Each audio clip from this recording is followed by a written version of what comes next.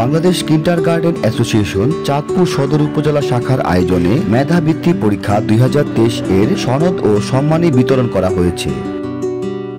25 মে শনিবার বেলা 11টায় চাঁদপুর শহরের অ্যারোমা রেস্টুরেন্টে উৎসবমুখর পরিবেশে এই আয়োজন সম্পন্ন হয়।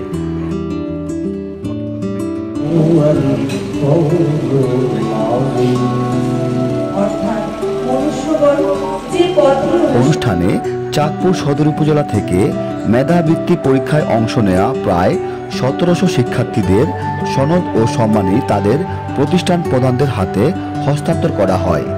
এছাড়াও একই অনুষ্ঠানে বাংলাদেশ কিন্ডারগার্টেন অ্যাসোসিয়েশন চাঁদপুর সদর উপজেলা শাখার পক্ষ থেকে নবনির্বাচিত সদর উপজেলা পরিষদের চেয়ারম্যান, ভাইস চেয়ারম্যান এবং মহিলা ভাইস চেয়ারম্যানকে সংবর্ধনা প্রদান করা হয়।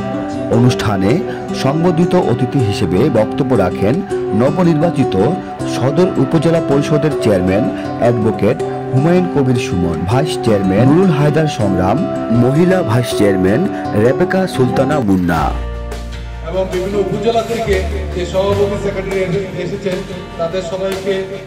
আমন্ত্রিত অতিথি হিসেবে বক্তব্য রাখেন Chandpur daffodil international school and কলেজের অধ্যক্ষ মোহাম্মদ নূর খান, উপজেলা শিক্ষা অফিসার মোহাম্মদ মুজিবুর রহমান, হাজী লোকমান পাবলিক স্কুলের প্রতিষ্ঠাতা রোটারিয়ান মোহাম্মদ রোকনুজ্জামান রোকন সহ অন্যান্য অতিথিবৃন্দ।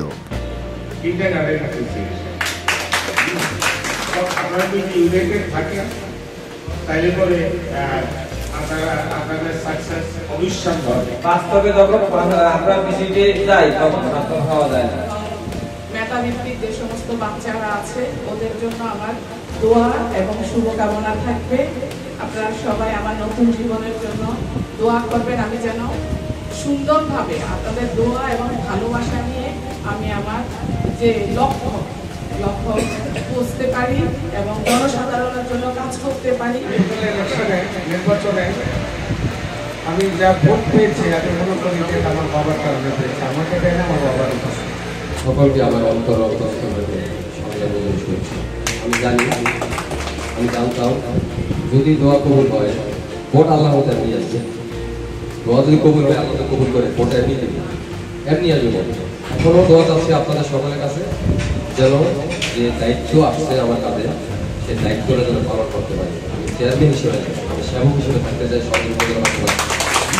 বাংলাদেশ কিন্ডারগার্টেন অ্যাসোসিয়েশন চাঁদপুর সদর উপজেলা শাখার সভাপতি লায়ন মোহাম্মদ গোলাম হোসেনের সভাপতিত্বে এবং সাধারণ সম্পাদক মৃণাল কান্তি দাসের সঞ্চালনায় অনুষ্ঠানে জেলা শাখার সভাপতি ওমর ফারুক, সাধারণ সম্পাদক সবুজ ভদ্র সহ অন্যান্য নেতৃবৃন্দরা উপস্থিত ছিলেন।